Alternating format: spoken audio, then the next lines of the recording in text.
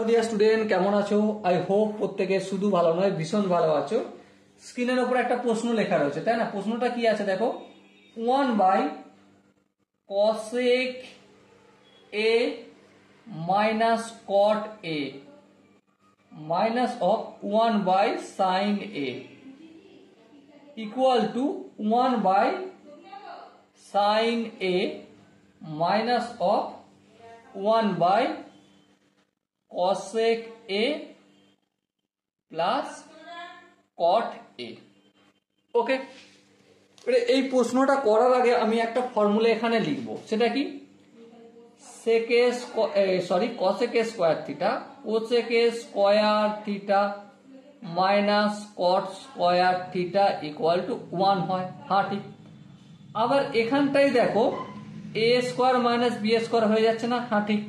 তার মানে এটা cosec theta plus cot theta into cosec theta minus cot theta equal to 1 লিখতে পারি। হ্যাঁ, এবার দেখো এখানে cosec থিটা প্লাস cot থিটাটা আমি রেখে দিলাম, cosec theta plus cot theta, R 1 by এটা কি রয়েছে, এর সাথে গুণের আকারে আছে, অপোজিট দিকে পাঠালে ভাগের আকারে হবে, এটা হয়ে যাবে 1 by cosec theta minus cot theta. এটা একটা হয়। আর একটা কি হয়, cosec, আরে বাপরে বাপ, ভুল হয়ে গেছে তো, cosec theta minus cot theta equal to 1 by, এবারে এদিকে আনবো এই cosec থিটা প্লাস cot থিটাকে, তাহলে cosec theta plus cot theta এদিকে আনলাম। এই ফর্মুলাটা আই হোপ প্রত্যেকের মনে আছে। তো এবারে দেখো লেফট হ্যান্ড সাইডে কি রয়েছে, 1 বাই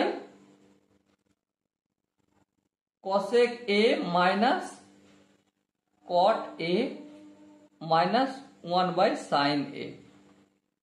এবার তোমরা যদি লক্ষ্য করো, কি লক্ষ্য করবে, এখানে ধ্যান দিয়ে লক্ষ্য করো, 1 by cosec a minus cot a মানে কি? 1 by cosec a minus cot a মানে cosec a plus cot a। হ্যাঁ, ঠিক। এই এখানটা আমরা লিখব, চলো লিখে দাও, cosec a plus cot a minus 1 by sin a মানে কি? Obviously cosec a। এবার ফট করে কেটে দেওয়ার ইচ্ছা হবে, কিন্তু না, আমরা কাটবো না। না কেটে এর পরিবর্তে কি করব দেখো, cosec a, এখানটা প্লাস আছে তো, আমি মাইনাস যদি কমন নিই তাহলে cosec এর আগে কি হয়ে যাবে, cosec এর আগে প্লাস হয়ে যাবে, কারণ মাইনাস প্লাসে মাইনাস, আর এখানে প্লাস cot a আছে, এখানে আমার কি করতে হবে, মাইনাস cot a করতে হবে, কারণ মাইনাস মাইনাসে প্লাস হবে। এরপর দেখো cosec a এর মানে হচ্ছে 1 বাই sin a। হ্যাঁ, আর এই মাইনাস চিহ্ন দিলাম। এবার দেখো cosec a minus cot a, cosec a minus cot theta, cosec theta minus cot theta সমান 1 by cosec theta plus cot theta, তাহলে 1 by cosec a plus cot a লিখতে পারি। হ্যাঁ, আর এটাই আমাদের রাইট হ্যান্ড সাইড বলা হয়েছে। ওকে, তো দেখো খুব সহজেই প্রমাণিত হয়ে গেল। শুধুমাত্র যে আইডেন্টিটিটা আমরা জানতাম, cosec square theta minus cot square theta equal to 1, এটাকে একটু ড্রাইভ করলাম ঠিকঠাক করে, এদিক সেদিক করে, তাতেই সলভ হয়ে গেল, তাই না? আই হোপ প্রত্যেকে এই কোশ্চেনের কনসেপ্টটা বুঝতে অসুবিধা হয়নি।